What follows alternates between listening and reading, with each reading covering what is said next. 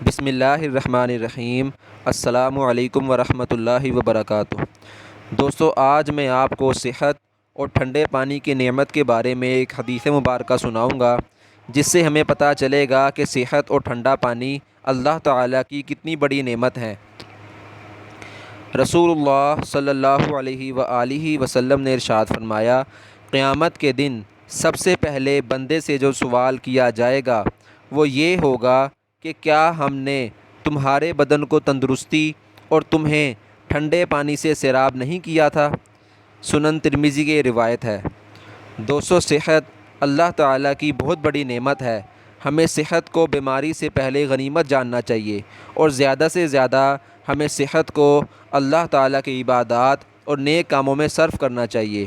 اسی طرح ٹھنڈا پانی اللہ تعالیٰ کی بہت بڑی نعمت ہے، ہمیں اس کی قدر کرنی چاہیے اور ہمیں اس کو فضول خرچ نہیں کرنا چاہیے۔ اس کا اسراف، پانی کا ضیاع ہمیں نہیں کرنا چاہیے۔